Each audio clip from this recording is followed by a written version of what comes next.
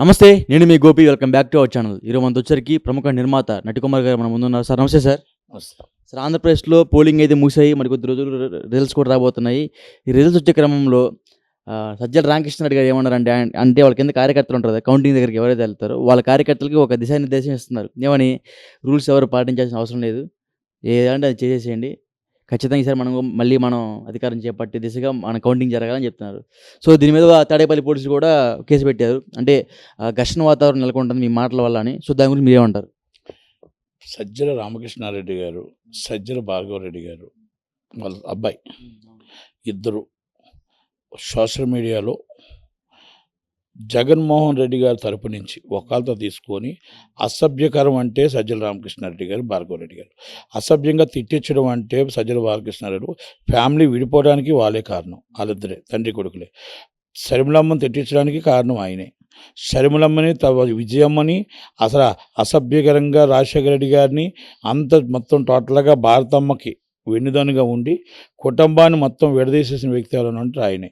అంటే అసభ్యకరంగా కొంతమందిని లేడీస్ని హైర్ చేసి వాళ్ళ కుటుంబాన్ని తిట్టచ్చు, కొంతమందిని ఆ గొడవ సృష్టించడం, కొంతమందికి ఏ విధంగా సోషల్ మీడియాలో ఏ విధంగా ఇవ్వాలో వార్నింగ్లు ఎలాగ ఇవ్వాలో వార్నింగ్ ఒక పెయిడ్ బ్యాచ్ వీళ్ళందరినీ అరేంజ్ చేసింది. మొత్తం టోటల్గా విజయసాయిరెడ్డి గారిని జగన్మోహన్ రెడ్డి గారికి దూరం చేసింది కూడా సజ్జల రామకృష్ణారెడ్డి గారి. వైవి సుబ్బారెడ్డి గారిని దూరం చేసింది కూడా సజ్జల రామకృష్ణారెడ్డి గారి. విజయ్ కుమార్ రెడ్డి గారు అని ఒక ఆయన ఉంటాడు. ఆయన విజయ్ కుమార్ రెడ్డి గారు, ధర్మారెడ్డి గారు తిరుపతి చైర్మన్, ఈయన ఈ సజ్జల రామకృష్ణారెడ్డి. ఇప్పుడు ముగ్గురిది వాళ్ళు ఏం చెప్తే భారతమ్మ వచ్చేస్తుంది, భారతమ్మ ఏం చెప్తే జగన్మోహన్ రెడ్డి గారు వచ్చేస్తారు. అలా నడుస్తుంది. ఇప్పుడు వాళ్ళకి రారు అని తెలుసు, గెలరు అని తెలుసు, 16 సీట్లే వస్తున్నాయని తెలుసు. తేడా వస్తే 16 సీట్లు, మామూలుగా కొంచెం మామూలుగా యావరేజ్గా వస్తే మాత్రం 60 సీట్లు వస్తే వాళ్ళకి 110, 120 సీట్లు వీళ్ళకి వస్తాయనేది అంచనా ఉంది. అది వాళ్ళకి తెలుసు, నాకు కాదు, వాళ్ళకే తెలుసు అది.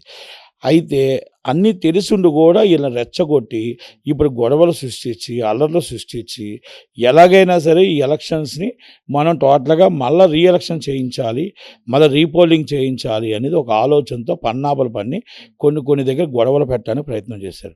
దాన్ని పోలీసులు భగ్నం చేశారు. సెంట్రల్ మొత్తం టోటల్గా వెరీ సీరియస్గా చేసి 4-5 ఇష్యూస్ దగ్గర ప్రాబ్లమ్స్ వచ్చాయి. ఆ 4-5 ఇష్యూస్ అని సార్ట్అవుట్ చేసి 144 ఎప్పుడూ లేనిది అసలు రివాల్ట్ నుంచే ఎవరిని ఊరు వీడి చెల్లకూడదు, బయట వాళ్ళు ఉండకూడదు, లోకల్ వాళ్ళు ఉండకూడదు. మొత్తం టోటల్గా very strict is police and very strict is మొత్తం total election commission very serious. And AP election commission చాలా సీరియస్గా తీసుకొని రౌడీ షీటర్స్ నాట్ అవైలబుల్. ఇవాళ ఈవినింగ్ కల్లా ఎవరైనా బయట వాళ్ళు ఉంటే కూడా వెళ్ళిపోవాలి. ఇవాళ ఈవినింగ్ నుంచి 5వ తారీఖు దాకా ఎవరు ఉండకూడదు, రాకూడదు. 2వ తారీఖున కొన్ని వార్తలు వస్తుంది. ఏది 2వ తారీఖు నుంచి 144 సెక్షన్ చెప్పారు. ఇవాళ సాయంకాలం నుంచి రౌడీ షీటర్స్, 2వ తారీఖు నుంచి బయట ఉన్నవాళ్ళు లోకల్ ఉన్నవాళ్ళు ఎవరు ఉండకూడదు. ఉండాలంటే ఎందుకు ఉంటున్నారు, దేనికి ఉంటున్నారు, ఏ ఇంటికి వచ్చారు, దేనికోసం వచ్చారు, ఏ పర్పస్ వచ్చారు అనేది మొత్తం డిక్లరేషన్ రాసి ఇవ్వాలి. ఇవన్నీ కూడా ఎలక్షన్ కమిషన్స్ కోడ్లో మొత్తం భాగం. అది సజ్జల రామకృష్ణారెడ్డి గారికి భయపడే పెడుతున్నారు. సజ్జల రామకృష్ణారెడ్డి గారు మొత్తం టోటల్గా వాళ్ళ కొడుకు కలిపి ప్లానింగ్లు, సోషల్ మీడియాలో ప్లానింగ్లు అవ్వచ్చు, ఇంకోటి అవ్వచ్చు. చెప్పాను కదా, షర్మిలమ్మకే దిక్కులేదు, సునీతమ్మకే దిక్కులేదు, విజయమ్మకే దిక్కులేదు, రాజశేఖర రెడ్డి గారి భార్యకే దిక్కులేదు.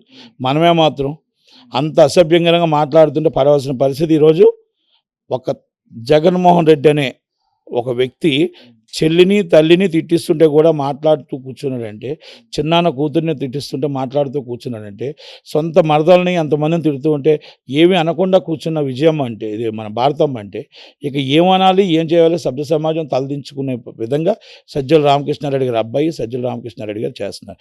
సజ్జల రామకృష్ణారెడ్డి గారికి భవిష్యత్తు లేదు. సజ్జల రామకృష్ణారెడ్డి గారు ఈ ఎలక్షన్లో ఓటమి పోలితే జైలుకి వెళ్ళిపోతారు. ఆయన ఓటమి వస్తే ఫస్ట్ జైలుకి వెళ్ళి సజ్జల రామకృష్ణారెడ్డి గారు, సజ్జల భార్గవరెడ్డి గారు కొడుకే, సజ్జల రామకృష్ణ గారి కొడుకే జైలుకి వెళ్తారు. సెకండ్ తర్వాత వెళ్తారు అందరూ. అంత కాన్ఫిడెన్స్ ఏంటి సార్? అంటే ఆయన అలాన్ని చేశారు. అన్నీ కూడా మొత్తం టోటల్గా లోకేష్ గారి దగ్గర రెడీగా ఉన్నాయన్నీ. ఫస్ట్ గవర్నమెంట్ వచ్చిన వెంటనే వితిన్ 15 డేస్లో ముందు లోనికి వెళ్ళిపోయి సజ్జల రామకృష్ణారెడ్డి గారు, సజ్జల రామకృష్ణ గారి అబ్బాయి. రెడ్ బుక్లో ఆయన పేరు కూడా ఉందా? రెడ్ అవసరం లేదు, ఎల్లో అవసరం లేదు, ఏ బుక్ అవసరం లేదు. ఆటోమేటిక్గా ఆయన చేసినవన్నీ ఉన్నాయి, అన్ని ప్రూఫ్స్తో సైతం ఉన్నాయి. అది ఎలా తీసుకొని ఎలా అరెస్ట్ చేస్తారో ఏది చేస్తే తెలుసు. ఎందుకంటే ఆయన తక్కువడు కాదు. కుటుంబాల మధ్యన స్విచ్ పెట్టి కుటుంబాన్ని వైఎస్ కుటుంబం అనే ఒక బంగారమైన కుటుంబాన్ని స్విచ్ పెట్టిన వ్యక్తి, ఒక బంగారమైన పాలన్ని స్విచ్ పెట్టిన వ్యక్తి, ఒక రాజశేఖర రెడ్డి గారి పాలన్ని స్విచ్ పెట్టిన వ్యక్తి. అలాంటి వ్యక్తి ఇలాంటి రాజకీయాల్లో ఉండటానికి లేదు. బొమ్మన కరుణాకర్ రెడ్డి గారిని దూరం చేసింది సజ్జల రామకృష్ణారెడ్డి గారు కాదని చెప్పానండి. చెవిరెడ్డి భాస్కర్ రెడ్డి గారిని కూడా దూరం చేద్దామని చూశాడు, కానీ కాకపోతే అది ఎక్కువగా జగన్మోహన్ రెడ్డి గారు నమ్మారు కాబట్టి ఆయనకి ఇంకా అక్కడ స్థానం ఉంది. చాలామందిని దూరం చేశాడు ఆయన. అంటే ఆయనే ఉండాలి, ఇంకెవరు ఉండకూడదు. జగన్కి భారత చేతిలో ఉందంట. భారతి గారు ఏం చెప్తే జగన్మోహన్ రెడ్డి అదే చేస్తారు. సజ్జల రామకృష్ణారెడ్డి గారు భారతి గారికి ఏం చెప్తే అదే జరుగుతుంది. ఫస్ట్ సజ్జల రామకృష్ణారెడ్డి గారు వెళ్ళి భారతి గారు చెప్తారు, ఆమె వచ్చి ఈయన చెప్తాడు. ఇస్తారు. అందుకని ఇన్ని గొడవలు, ఇన్ని అల్లర్లు. మన ఎలక్షన్ అప్పుడు మొత్తం టోటల్గా ఓడిపోతామని తెలుసు, రావు అని తెలుసు, వాళ్ళకి ఓట్ల శాతం తెలుసు, పోలింగ్ శాతం తెలుసు, పోల్ మేనేజ్మెంట్ తెలుసు, అన్నీ తెలుసు, మేధావులు తెలుసు. ప్రశాంత్ కిషోర్ చెప్పాడు, ఐప్యాక్ వాళ్ళు చెప్పారు, ఐప్యాక్ చెప్పారు, వీప్యాక్ చెప్పారు, ఇంకో ప్యాక్ చెప్పారు, బొత్స సత్యనారాయణ చెప్పాడు, అందరూ చెప్పారు, ధర్మాన చెప్పాడు మనం ఓడిపోతున్నాం, తమ్మినేని సీతారాం చెప్పాడు మేము ఓడిపోతున్నాం, అందరూ చెప్పారు. ఎక్కడి నుంచి చెప్పారు, అక్కడి నుంచి చెప్పారు, చిత్తూరులో చెప్పారు, పెద్దిరెడ్డి రామచంద్రరెడ్డి చెప్పారు, అందరూ చెప్పారు. ఫ్లోటింగ్ బ్రిడ్జ్ మీద మరి రేపొద్దున ప్రమాణ స్వీకారం చేయబోతున్నారండి, నిజమేనా? 9వ తారీఖు నాడు ఖాళీ రూములతో ప్రమాణ స్వీకారం చేస్తున్నాడు, ఖాళీ ఫ్లైట్లతో ప్రమాణ స్వీకారం చేస్తున్నాడు. మేము 9వ తారీఖు 10:46 చంద్రబాబు నాయుడు గారు నీతితో నిజాయితీతో ఒక మాటలని అసలు ఈ ఎలక్షన్ కోసం కూడా కామెంట్ చేయకుండా 4వ తారీఖు సాయంత్రం మాట్లాడతాడు. 9వ తారీఖు 10:45 అమరావతిలో ప్రమాణ స్వీకారం చేస్తాడు. అమరావతిలోనా? అంటే జగన్ అంటేనే వైజాగ్, చంద్రబాబు అంటే అమరావతి. అమరావతి అనేది ఆల్రెడీ కట్టిన కట్టడా ప్రజల సొమ్మది, ప్రజల ఆస్తి అది. ఎక్కడో ఈయన దగ్గర కూర్చొని మొత్తం టోటల్గా అక్కడ భూములు కబ్జా చేద్దాం, ఆ కొండ మీద భూమి పెట్టి ఆ కొండ మీద అందరినీ దోచుకుందాం అని ఆ సురేష్ బాబు ఆఫీస్ తీసుకుందాం అంటే సుప్రీంకోర్టులోకి స్టే తెచ్చుకున్నాడు భయపడి. అందుకనే సురేష్ బాబు ఎటు మాట్లాడు, జై జగన్ అండు, జై చంద్రబాబు అండు. ఈసారి చంద్రబాబు నాయుడికి చాలామంది సినిమా వాళ్ళందరూ సైలెంట్ అయిపోయారు జగన్మోహన్ రెడ్డికి భయపడిన వాళ్ళందరికీ లోకేష్ గారు, చంద్రబాబు నాయుడు గారు 100% రివర్స్ ఇవ్వరు. కానీ ఆయన మంచి చేయడం తెలుసు, కానీ ఎవరెవరు ఇంతకుముందు ఆయన వాడుకున్నారో అందరినీ మాత్రం లిస్టులో పెట్టుకుంటారు. అయితే ఈసారి ఆంధ్రప్రదేశ్లో కౌంటింగ్ రోజు విధ్వంసకరమైన సంఘటనలు ఏమైనా జరుగుతాయి అంటారా? Pins of silent 11 o'clock already మొత్తం టోటల్ అన్ని బూతులు 11 o'clock అనౌన్స్మెంట్.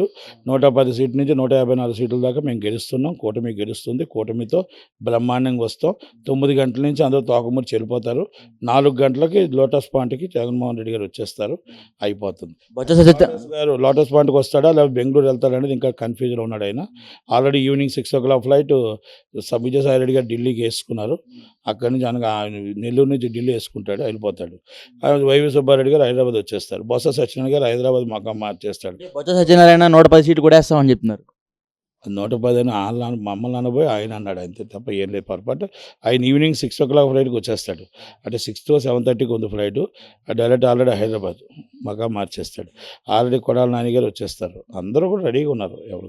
ఎవరికారు హైదరాబాద్ వస్తారా లేదా టీడీపీ పార్టీలో వస్తారా? టీడీపీ పార్టీ ఖాళీ లేదు కదా, హైదరాబాద్కి వచ్చేస్తారు. టీడీపీ పార్టీ ఖాళీ లేదు, చాలామంది ట్రై చేస్తున్నారు. ఆల్రెడీ డల్లాస్ నుంచి కొంతమంది ట్రై చేస్తున్నారు, డల్లాస్ వెళ్ళి కొంతమంది ట్రై చేస్తున్నారు. చంద్రబాబు నాయుడు గారిని బతిమలాడుకుంటున్నారు, డీజేపీని బతిమలాడుకుంటున్నారు, జనసేనని బతిమలాడుకుంటున్నారు, చాలా జరుగుతున్నాయి. కానీ దాంట్లో చేర్చుకోవడానికి అక్కడ ఒక ఆయన లోకేష్ అని ఒక ఆయన ఉన్నాడు. ఇలాంటి ఎవరెవరు ఎలాంటి వాళ్ళు ఏంటో అన్నీ తెలుసు, ఆలోచన చేస్తాడు. అప్పుడు దగ్గర నిర్ణయం చంద్రబాబు నాయుడు కాదు, బౌలో శంకర్ లాగా ఫోన్లో అంత మనవాళ్ళు అనుకోవడానికి ఉండదు అక్కడ. ఒకటి.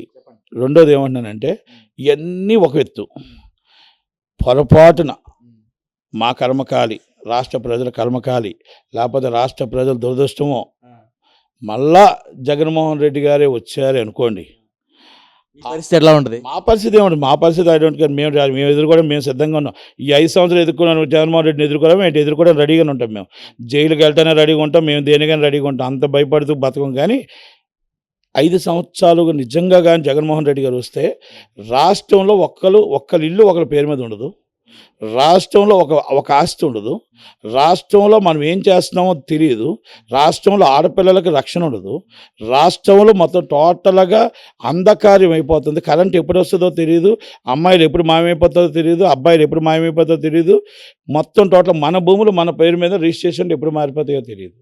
ఆ పరిస్థితి రాష్ట్రం వస్తుంది. కానీ అది రావడానికి కూడా ఒకవేళ నిజంగా రావాల్సి వస్తే దానికి ఒక 3 కారణాలు ఉంటాయి. ఒకటి పెన్షన్, వాలంటీర్స్. రెండోది అమ్మఒడి అని, ఇంకోటని ఇవన్నీ ఉన్నాయి. ఇది ప్రజలు ఏంటంటే మిడిల్ క్లాస్ ఫ్యామిలీస్ మా ఇంటికి వస్తున్నాయి డబ్బు. మేము కూర్చొని తింటున్నాం. మేము తింటున్నప్పుడు మళ్ళా చంద్రబాబు నాయుడు చేతికిచ్చి మళ్ళా మేము ఎక్కడో లైన్లు కట్టడం ఎందుకు? మాకెందుకు గతంలో ఆయన చేయలేదు? గతంలో ఆయన అభివృద్ధి అని మమ్మల్ని నాశనం చేసేసాడు. మా కుటుంబాలు బాగున్నాయి. మా పిల్లల్ని ఇంట్లో కూర్చోబెట్టుకొని మాకు ఉద్యోగం అవసరం లేదు. మాకు ఉద్యోగం వద్దు. నా కూతురికి పెళ్ళొద్దు. ఏమొద్దు. మేము ఇలా కూర్చోబెట్టి ఇంట్లో తింటాం. ఆ పెన్షన్ వస్తుంది. నెల సంవత్సరం నుంచి మా కుటుంబాన్ని అందరికీ కలిపి రూ. 1,00,000 70,000 వస్తుంది తింటాం అని అదొకటి. రెండోది ఇంగ్లీష్ మీడియం స్కూల్స్ ఉన్నాయి. ఇట్స్ వెరీ గుడ్, బాగున్నాయి. అలాగే ఆరోగ్యశ్రీ ఉంది. ఆరోగ్యశ్రీ చాలా బాగా పనిచేస్తుంది. అలాగే ఇప్పుడు ఎప్పటి నుంచే ఉంది కదా సార్? కాదు ఒకప్పుడు పనిచేసేది కాదు. ఆరోగ్యశ్రీ వెళ్తే కార్డు మీద కూడా చూసేవారు కదా. ఇప్పుడు ఆరోగ్యశ్రీ స్ట్రిక్ట్గా చూస్తున్నారు. ఆ విషయంలో మనం కొంచెం జగన్మోహన్ రెడ్డిని ఒప్పుకోవాల్సింది. కొన్ని విషయాలు ఉన్నాయి. అంతే అంటారు, కొన్ని మంచి ఉంటాయి, కొన్ని చెడు ఉంటాయి కదా, అలాంటివి ఉన్నాయి. కానీ ఈ మంచిది వెనక అది 15% మంచి వెనక 85% చెడు ఉంది. మందు బాటిల్ నీ దగ్గర నీకు 4,000 ఇస్తున్నాడు, మందు బాటిల్ 300 ఇచ్చి 1,000 లాగేస్తున్నాడు. నీకు మొత్తం టోటల్గా రోడ్లు లేవు, రోడ్డు కాంట్రాక్ట్ లేవు, రోడ్ల మీద మొత్తం టోటల్గా రిపేర్లు వచ్చి ఆ చలాన్లు వేసి 10,000 నుంచి 50,000 లాగేస్తున్నాడు. ఇలా ప్రజలకి 100 రూపాయలు వచ్చి నూనె వచ్చి 200 రూపాయలు లాగుతున్నాడు. చింతపండు 30 రూపాయలు 50 రూపాయలు అది. ఇలాగ పంచదార 70 రూపాయలు 100 రూపాయలు, ఇలా మొత్తం అంతా లాక్కుంటూ వెళ్ళిపోతే వస్తుంది 65 లక్షల మందికి. తక్కువ మిడిల్ క్లాస్ ఫ్యామిలీ జీవితం ఏంటో తెలుసా? ఈ నెల జీతం వచ్చిందా? ఈ నెల జీతంలో మన పరిస్థితి ఏంటి, మన బతుకేంటి? వాళ్ళకి పెన్షన్ ఉండదు, వాళ్ళకి రేషన్ కార్డు ఉండదు, వాళ్ళకి ఏమీ ఉండవు. వాళ్ళందరూ ఎవటకు ఓటేశారు. అలాగే హై ప్రొఫైల్ వ్యాపారం లేదు హైదరాబాద్లో. ఆంధ్రప్రదేశ్లో వ్యాపారం లేదు. అంధకారంలో ఉన్నాం, కష్టాల్లో ఉన్నాం, బాధల్లో ఉన్నాం. మన ల్యాండ్ మనం అమ్ముకోలేకపోతున్నాం. మన ల్యాండ్ ఎవడో వచ్చి కబ్జా చేస్తున్నాడు, కొట్టడానికి వస్తున్నాడు, తిట్టడానికి వస్తున్నాడు, అమ్మనాబుద్ధులు తిడుతున్నాడు మనల్ని రాత్రంతా. ఆ తిట్లంటే కొంతమంది బోడిగడ్డ అని లెవెల్లో ఉన్నారు, ఆయన అయితే మరీ దారుణంగా తిడుతున్నాడు. పెద్ద వాళ్ళని లేపేస్తాను అంటున్నాడు. ఈసారి ఆయన గవర్నమెంట్ వస్తే కంపల్సరీ ఎర్రటి కత్తపెట్టుకుని లేపేస్తాడు ఆయన అందరినీ. అందుకంటే ఆయన నేను చూశాను చాలా వీడియోలు. అందరిని లేపేస్తాను అంటున్నాడు. పవన్ కళ్యాణ్ కూడా 2 నిమిషాలు టైం వేసి లేపేస్తాను అంటున్నాడు. చంద్రబాబు గారిని లేపేస్తాను అంటున్నాడు. అందరిని లేపేస్తాను అంటున్నాడు. ఇప్పుడు నెక్స్ట్ గవర్నమెంట్ వస్తే ఆయన డైరెక్ట్గా లేపేస్తాడు వచ్చి. అంతేకా మరి. అంటే ఇది రౌడీజం పాలన. ఈ రౌడీజం పాలనకి మనమే లైసెన్స్ ఇచ్చిన వాళ్ళు అవుతాం. ఒకవేళ అంటూ కర్మకాలి దురదృష్టవశాత్తు వస్తే ఈ పరిస్థితుల్లో ఆంధ్రప్రదేశ్ ఉంటుంది.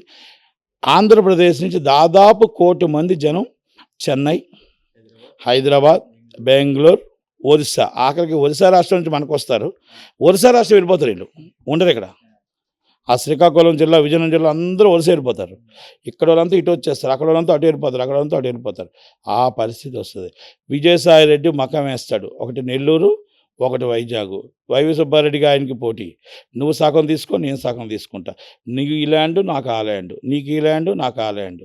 ఇది అందరూ పంపకాల మహిమ అయిపోతుంది జీవితం. కనుక ఇవన్నీ జరుగుతాయి. అంటే ఏంటంటే ఊహాజనితం. వస్తే కర్మకాలి. అంటే సార్ అనుభవం కాదు, మరి చెప్తున్నాను. చాలామంది ఈ బెట్టింగ్ రాయలు వచ్చేస్తే 9 ప్రమాణ స్వీకారం అంటున్నారు కదా, వస్తే అని అన్నది అందుకే అంటున్నాను. అంతకని ఒకవేళ అప్పుడు మేము పోల్ మేనేజ్మెంట్లో కానీ కొన్ని కూటమిలో కానీ అన్నింటిలో మా తప్పులు మేము చూసుకోగలిగారు.